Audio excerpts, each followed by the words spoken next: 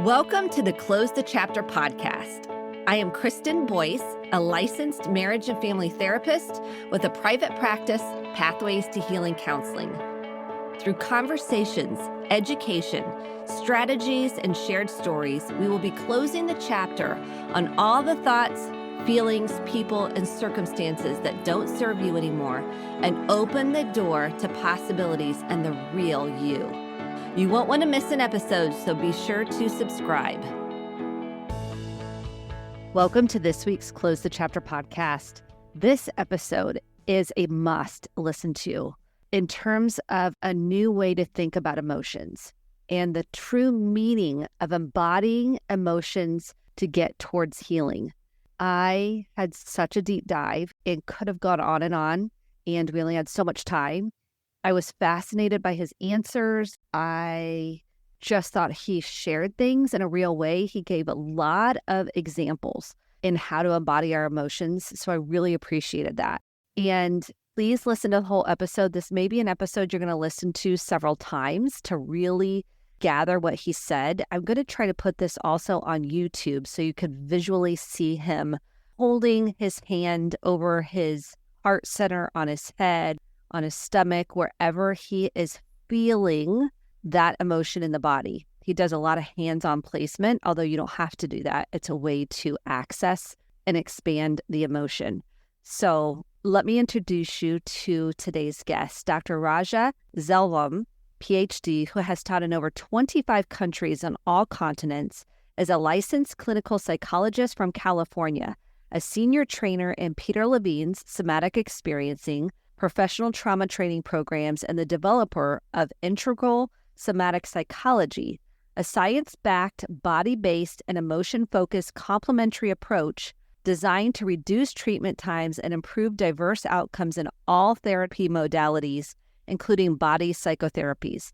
He is the author of the best-selling book, The Practice of Embodying Emotions, a guide for improving cognitive, emotional, and behavioral outcomes.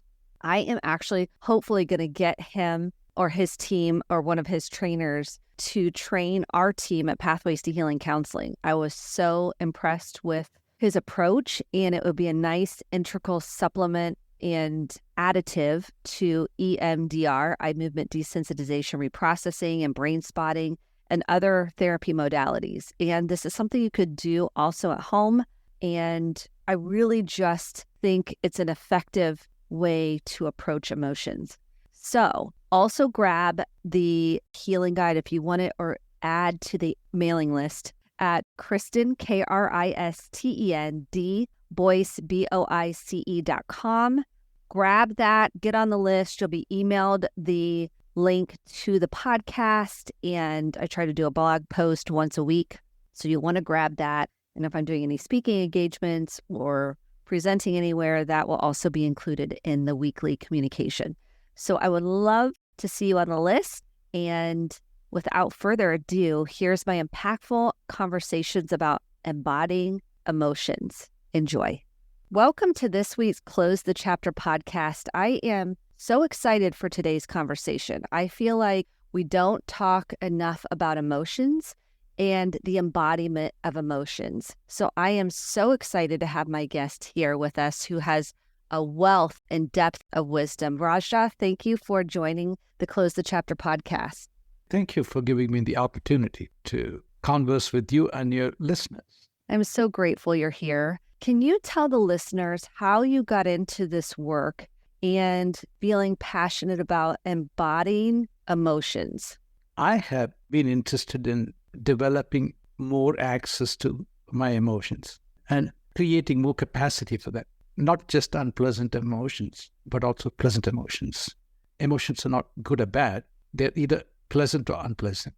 My childhood, because of many traumas, of the overwhelming emotional experiences that I didn't have the capacity as a child to handle without much support or understanding on the part of the caregivers, I shut down. That's what we do. When we cannot bear an emotion, there are different things that we do. We use psychological defenses, such as denial, that this is not important. But what most people do not know is that we also form strong physiological defenses like constrictions constriction in the body, so as not to feel them, not to access them, feel them. So I became interested in accessing emotions, getting support to access emotions. We need the support of others to access our emotions. And how to open the body up in order to feel the emotions in our bodies, and to the extent possible. It turns out that emotion is the impact that a situation has on us. Either things affect us positively or negatively, and we can have, in response to a favorable situation, have a number of pleasant emotions: happiness, sadness, happiness and a pleasure, thrill, feeling good. They're all emotions. And when things are unfavorable, we have a number of unpleasant emotions. We feel bad, we have pain, we are afraid, sad, etc. What we know about emotions now, we do not know about 25 or 30 years ago. Because I was interested in emotions, and because I wanted to experience the emotions in my body, because I was not experiencing them, somehow life was not so juicy.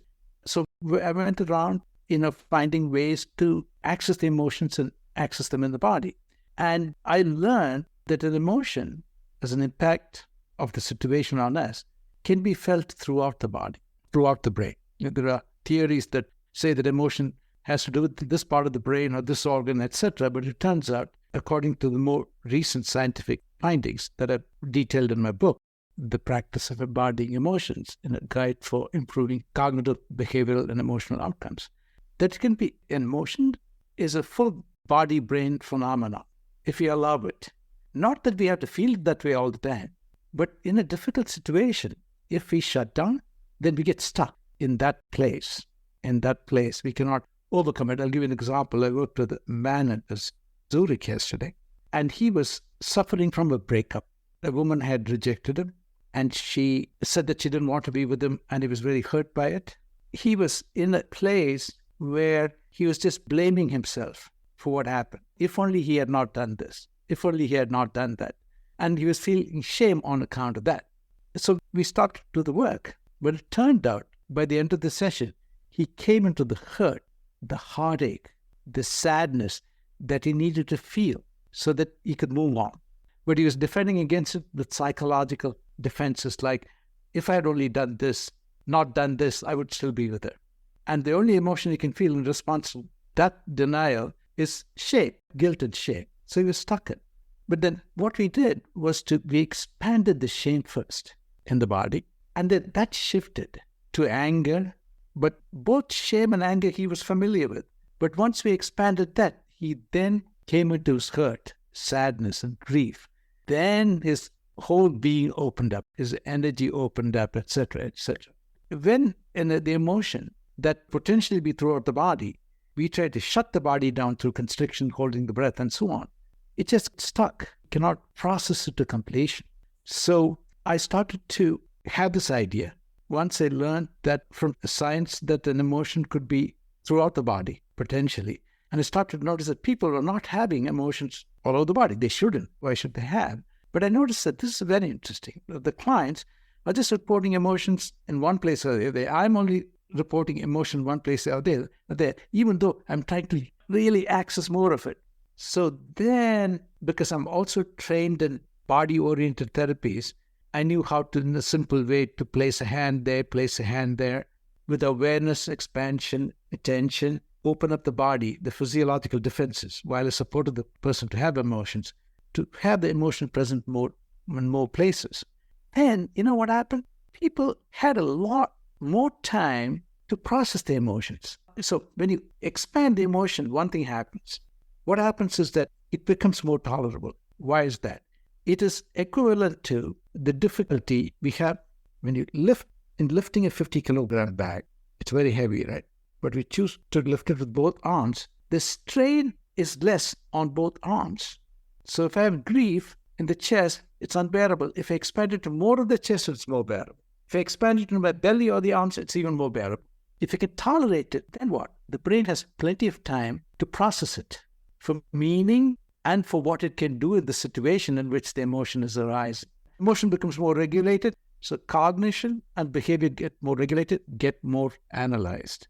So I noticed these things working about. The practice of embodying emotions is simply the expansion of the emotional experience to more places in the body. How many more places in the body? It depends on the person.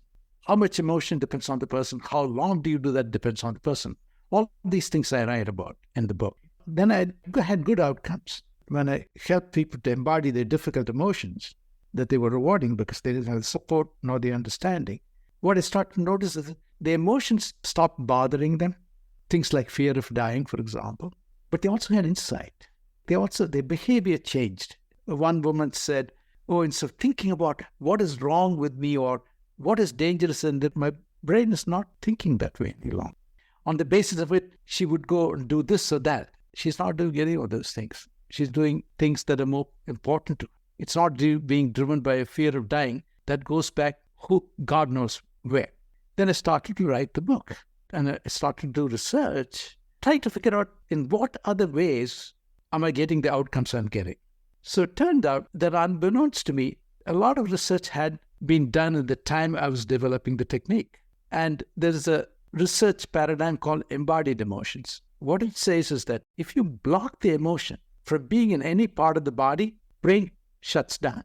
Analysis of the situation and the emotions, the details of the situation, behaviors in the situation, cognitions in the situation, and so on. So then I realized I developed a science-based method that can actually predict the outcomes. So this is how it came about. And so I've been teaching this training in many countries, about 25 countries. And the book itself is going to be out in 11 languages. But you know what thing that I'm most excited about now?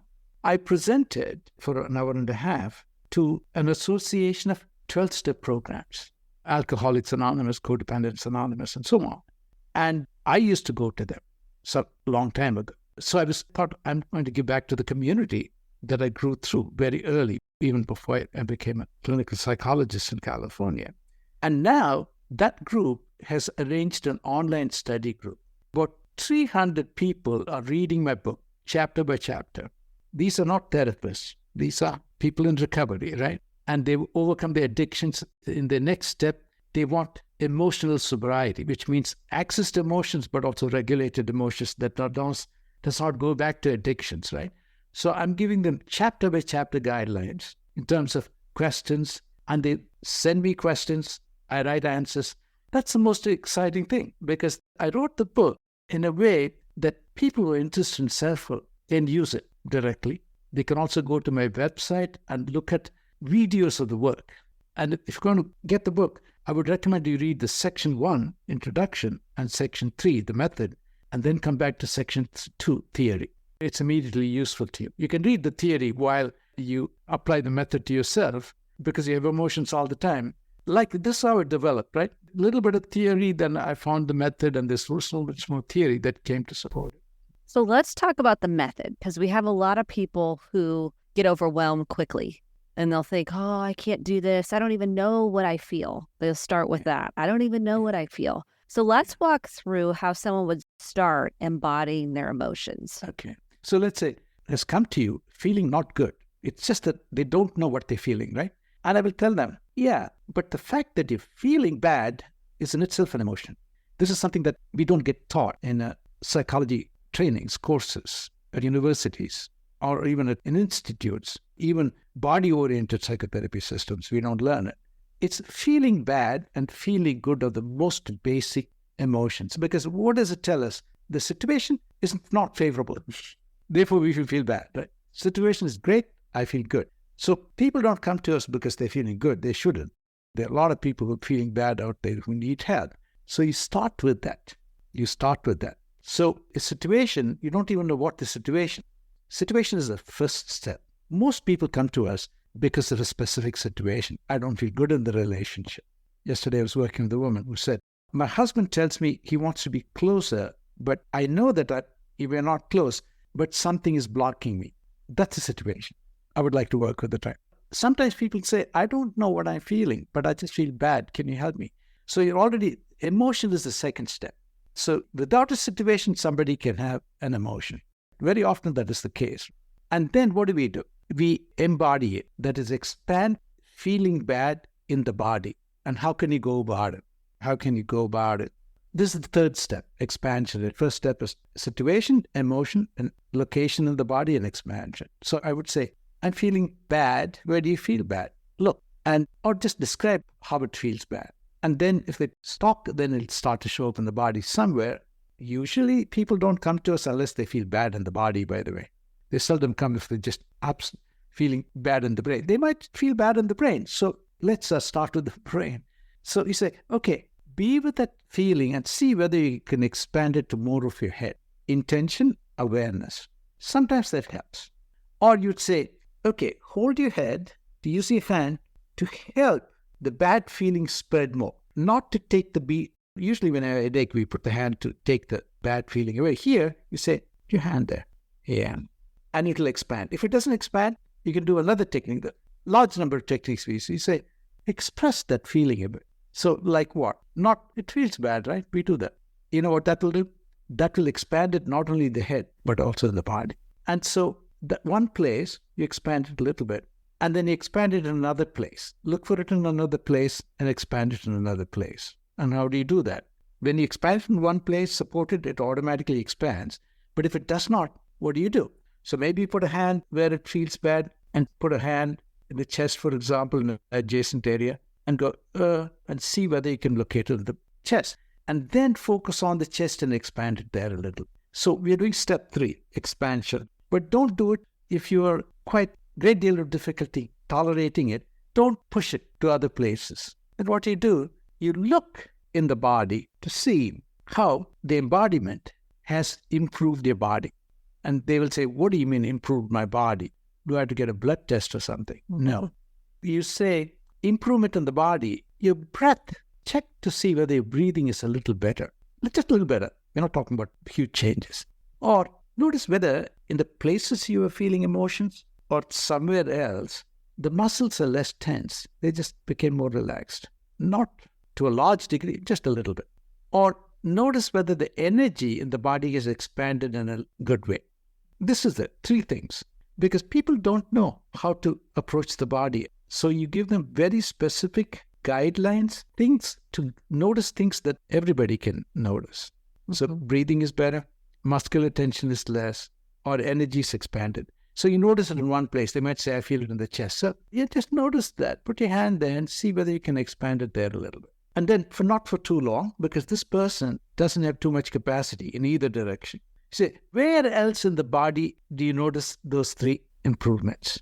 Improvement in breath, expansion of energy, reduction in muscular tension. I actually have an article on this process.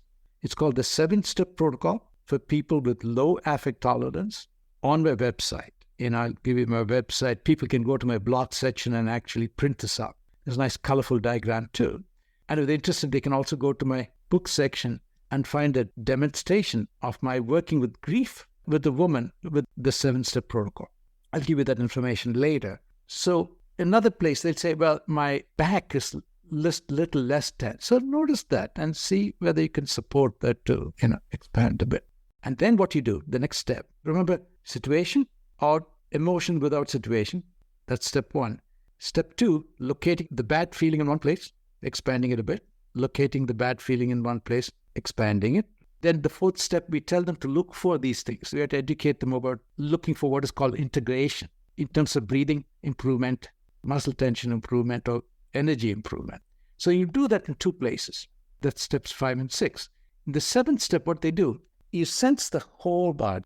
You sense the whole body. And notice how the whole body is breathing better. Whole bodies might be more relaxed. Whole body's increasing in energy. And the energy is getting more balanced. This is it. These are things most people can notice. And stay there a little bit. You know what happens in that state? Lack capacity to tolerate the emotion, shut the body down by creating some capacity for the pain, that feeling. Body's more open. It's not just more open to the brain so that the brain can process and help the body, but the body is also more open to the environment. We at the subatomic level, we are continuous with the rest of the universe. This is quantum physics fact. So that thing opens up. So energies can come into the body to help us. Some people might say we are increasing the connection of the individual with the universe or spirit or God. It's all mechanically physical, but sometimes people view it that way. And there a lot of change can take place. I'll give you an example of this. Yesterday, there were two sisters in a training in Zurich. And I asked, they're sitting in the front row, and I was doing a lot of difficult work, World War II trauma, fear of dying, and so on. And one sister got very agitated. Next day, she couldn't sleep. And I said, perhaps you're too close to the client. You're resonating, because we can exchange electromagnetic and quantum mechanical energies with each other, interpersonal resonance. I said, why don't you go and sit on the back? And then she was sitting in the back and she was crying. And I said, why? Because I'm not with my sister who's sitting in the front. And I realized she was regressed. So I realized she had a very low level of affect tolerance, right? And abandonment was an issue. And so I said, would you like to do a demonstration? I said, come. And I wouldn't let her cry, because for her, crying helplessly is the discharge. That doesn't help her. It only makes her feel disempowered at the end of it, right? The reason why she's crying is because she cannot tolerate how bad, whatever it is that she's feeling in the body. So we only went for how bad it feels, or how bad it felt to not be with us next to her sister. Bad feeling. We did the 7 steps. One place for a very short time, another place very short time. I had to vocalize. And then I had to orient toward improvement of the body in terms of breath, muscular tension, energy. We did 2 places. And then we did the integration. So then she said, what do you notice? She said, I feel pleasure in my belly. Now, I was not sure whether it was a dissociative response. Sometimes a dissociative response can be a surge of endorphins. Then it turned out that it was not that, because she had expanded that feeling, that pleasure there, not for too long. I said, don't go, open your eyes, not for too long. And then we went to the chest, and then we actually went to the overall body, and we ended it there. She was feeling so good, so stable, so adult. And then next day, I wanted to see whether she was still in the same place. She was still in the same place. She said that she got a gift. So then I knew that she had not dissociated. It was true. How did that happen? The reason why it happened is because her capacity to suffer is so small that as soon as she suffers, the suffering comes up. She just reacts to it, gives up, cries, becomes helpless, becomes clingy. And all that we did was to just correct that a little bit. And because her capacity was so low, even building a little bit of capacity was enough for her to find a sense of self. That's what she said. Pleasure here, pleasure there. I'm feeling whole. This is interesting. I don't feel whole often. I feel fragmented. I feel more solid sense of self. That's because she had very low level of emotional capacity to withstand suffering in her body. So that's another example. So does it give you... Yes. I want to break down a few things here, because I love these examples. I think that really helps the audience start to conceptualize it for themselves. There's a couple things. One is the crying, you said, was kind of a cleanser and a regressed state that led to clingy. And usually we think crying is a way to release what's held in the body. So talk a little bit about that piece. Crying is emotional expression. It can be therapeutic, or it can be repetitive and non-therapeutic. I'll give you an example. Another example. A woman, she had asthma. And I asked her when she developed it the year before. I said, what is going on around that time to find the situation? She said, I broke up with my boyfriend, the love of my life. I broke up with him. Why did you break up with him? He was beginning to disappoint me. Okay. When did you get the asthma? After or before? After. Do you think there's a connection? I don't think so.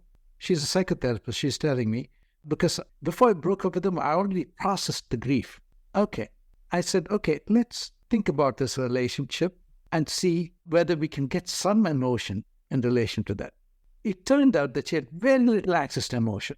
And a little bit of sadness there, a little bit of sadness here. We could barely expand it a little bit here and barely expand it a little bit here. Very short periods of time. At the end of the session, we looked at each other and said, did anything happen? We don't know. So she went home, and I was thinking probably wouldn't lead to change. She came back 6 months later to tell me that after that session, she no longer had asthma attacks. I said, tell me what happened after the session. She said, she went home and suddenly she felt more sad and she started to cry. She cried for 1 or 2 hours. After that, there was no asthma. So in this case, crying helps. Someone who didn't express, whereas in the other person, they're just using crying as a way to not feel the bad feeling of an unpleasant emotion in the body. So we have to discriminate. So help someone understand how they would discriminate. I can see what you're saying from a clinical perspective. How would somebody personally be able to discern between therapeutic crying and just kind of a reflex of almost a defense is what you're saying? It's like vomiting. Yeah, it's like an automatic reflex to cry. Yeah, it's a conditioning. So they know themselves. They should ask themselves, do I cry every time I get upset? Am I a crier? They're probably doing that because they didn't have enough support to name and sense and express and tolerate emotions as children. That's why. They're not doing it to make other people suffer because they cannot withstand the suffering in the body. So they have to ask themselves that. If they are, then what you do is that hold back the tears a little bit and look in the body to see where it feels so bad that they have to cry. Even noticing that will reduce the cry. And then do the steps that I just outlined, expand it in that area. Sometimes it's just a matter of expanding the awareness. When something feels bad, we tend to go, ooh, try to corral that animal back into the hole, so to speak. But when you relax and say, let's expand the awareness, when you expand awareness, energy expands, and then emotion will also expand. But sometimes when the physiological defenses are strong, then you put one hand where it is, in the heart, or the hand in the lung, or the other part of the chest, and with the intention to expand the emotion of fear or grief from one area to the other area of the chest locally. In the same way, you can also go from one area to another area, right, from the chest to the abdomen. And you're putting your hands there purposely. Yeah, the hand noticing putting your hands on your chest or putting hands on your abdomen. With the intention.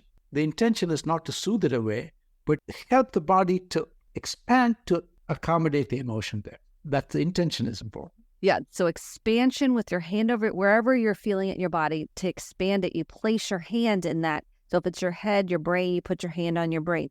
If it's your chest, you put your hand on your chest. If it's your throat. Yeah, if you need it. If you need it. Because sometimes just the expansion of awareness is enough with the intention to expand the emotional experience. This is another tool. There are many tools like that. Self-touch is one tool we use because most therapists don't touch their clients. So we teach therapists to teach their clients to use their own hands, which is not as good as the therapist's hands, but we don't touch people. So that's the problem. Yes. I've had many clients want me to hold them. I know. It's part of the regressed kind of back in infancy, what they didn't get. One of the things I think is interesting is working with the defenses. How do you help people notice their defenses and become more aware of them? Because many people don't even know that's a defense. I've made that simple. An emotion, difficult emotion, an intense emotion, wherever you feel it in the body is not defending against it. Wherever you don't feel it, it's defended against. Okay, so let me just say it. Okay, that's a really good way to put it. So if I feel it in my body, I'm not defended against it. If I don't feel it in my body, I'm defended against it. Parts of the body that you're not feeling it, you're defended against because you're trying to access the emotion, right? And if it's still showing up only in a few places, it's a habit. The other places shut down to it. And you want to open more and more places in the body. Why is that?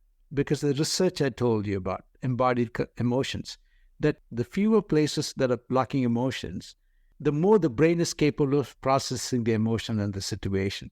Or the more places with the emotion, I'm saying the same thing in another way, the better the brain's ability to process the emotion. And I also said to you, this is not something they talk about. They will say, well, if the emotion is processing it better, it means it becomes more regulated. What they don't know is a physiological point of view, that you spread the emotion, it becomes more bearable because you're lifting your weight with more muscles than just with one muscle. Yeah, that was your point. In the body, you're expanding in the body because there's one thing about cognitive. They think, to your point with the therapist that said I had processed the grief. Are you using your thoughts to process the grief? This is what I want to distinguish for our listeners because a lot of people think, well, I processed that, but it's an intellectual processing rather than a body processing. So walk us through the difference. Well, you can think of cognition, that includes thinking, and talking about the situation, cognition, among other things. Behavior, we know, verbal, non-verbal behavior. What do, what you don't do, what you say, what you don't say. Then emotion, that we have defined as anything. When I talk about emotion, I'm including everything people understand by feelings, emotions, affect, mood, temperament, and so on. So it's That's a your broad definition of emotions, not like the Broad neuroscience. These are the 7 core emotions. No, there are 7 emotions, no doubt. There are only 7 of the infinite variety of emotions we have. But Yeah, that this is one of the those problems. components, not just this. Here's this because we think 7 emotions. Here's the emotions. Yeah, we were really taught. That's why I said people come to us and say, I feel bad. Help me. You say, what are you feeling? I just told you I'm feeling bad. That's an emotion. In fact, I'm even saying I feel bad. Why are you asking me, what am I feeling? That's because of the education we have had. Yes. Yes. So you're saying... And because we don't pay attention. All of those. I'm defining emotions as all of those things. Psychoanalysts will define all of these things as affect. But the public doesn't know anything about affect. The terminology is psychoanalytic. So for my publisher, and I agreed, we'll put everything under emotion. Whatever people understand as affect or emotion or feeling or mood or temperament, we'll expand we'll also include something new called sensory motor emotions to cover all those experiences like emptiness when I'm alone, fullness when I'm with you. These are all emotions. These are body states. And because talk therapy does not look at the body, it misses all these things. So in this way, you can always find emotions. And then you start to embody it. And what happens is that as you do that, things become more differentiated. People might sense more differentiated emotions like sadness and other things. So you're becoming more whole and more secure in the space and the world around you and in relationships with yourself and with other people. Yeah. Is that... Emotion regulation is the key to relationship. And how do you regulate emotions? Emotion, cognition, and behavior are not separate things. They're one and the same. I mean, they're one aspect, one energy. And neuroscience is coming to that now. What they're saying now is that the physiology of emotion, cognition, and behavior are not 3 separate things. All 3 depend on the brain, the entire body, and the environment. This is the theory of embodied cognition, emotion, behavior. So you can say, if they're so related, then you can work with one and change the other.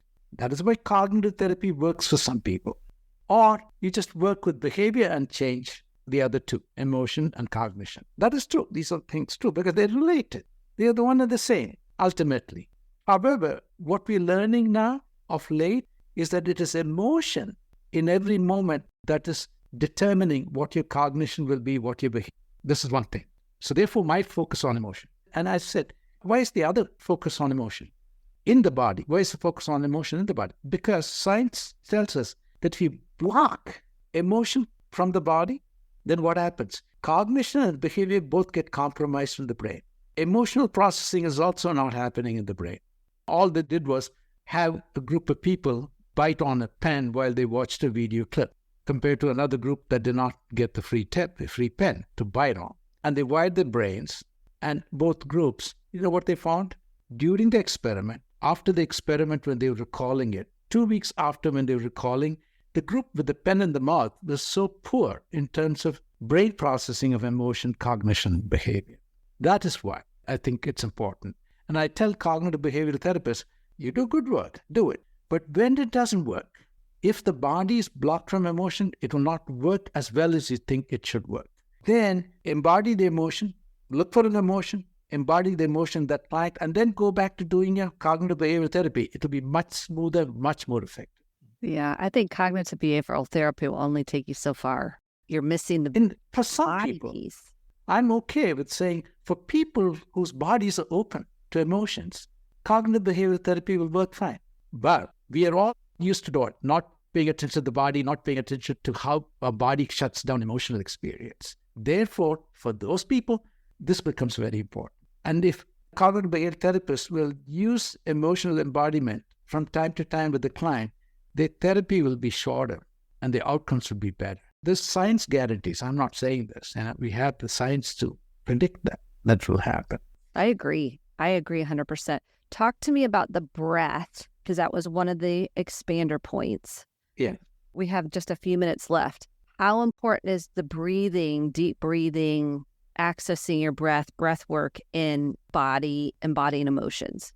I think breath is another tool. If you don't breathe, you don't have energy, you have no experience. You can't think, you can't do anything, right? It's as simple as that. It is important. But it's also important to know that sometimes we can use breath to not feel the things we need to feel. We can use breathe in a particular way and get rid of anxiety, then become dependent on the breathing technique long term, every time you get anxiety.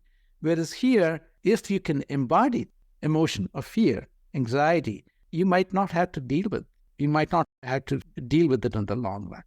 You're the first person that has ever said that the breath can almost be, you can use it as a bypass of not to feel. Everything in the world that's good can also be used in a bad way. We just need to know, we need to discriminate. Words are useful. Symbols are useful. When I can put a word to what I'm feeling as fear, it's helpful. When we tell a suffering after a friend leaves, 3-year-old, 4-year-old, and we say, you're feeling lonely, you're feeling sad, the child feels better. You know why? Because you put words, you've given them symbols. But what do sometimes in psychotherapy? We over-symbolize. We use too many words. So words are important, very important. Language is important, but we can also use it to get away from our authentic self, as you said at the very beginning. Yeah, so it's an and in both. So where can people find you in your book, in your work? And if they want to learn more, they want to see the videos you talked about, it's in your book, and then where else can they find you? The book is called The Practice of Embodying Emotions, a Guide for Improving Cognitive, Emotional, Behavioral Outcomes. The title, the longer title we cut out, is In All Therapies and in Life. There is two like titles, so we can. They didn't want you to have that subtitle. I like that one. No. In German, they do say, they put a thing there for life, all day, every day, all time. I like that. I think that resonates. My body was like that, yes. And this is written like in the form of a guide. So you can read that, and you have emotion, you have body. It's a simple step, even though there's complicated science behind it. Read section 1, section 3, start to apply it, and then go to section 2, theory, to see how it works, why it works. And then you can go to my website. It's called Integral Somatic Psychology, one word, INTGRAL, Integral Somatic, SOMATIC, psychology.com. And if you go there, you can go to my blog section. And in the blog section, I think the first article, the last article is on the 7 steps. For people with low affect tolerance, I would really look at that. Then you can go to the book section tab on top, and it will say digital resources for the book. You click on it, you'll get about 2 or 3 videos. The first videos of me working with myself with anxiety of being taped. Not when you're with me, asking me questions. I'm so quite comfortable. When somebody says, why didn't you tape a 5-minute video for me? That's when my inner critic gets so loud that I keep aborting my recording. I can't speak in an echo, echo chamber. Why don't I use this very situation and the anxiety and demonstrate how to embody emotions in 4 steps: situation, emotion, expansion, integration? I did that.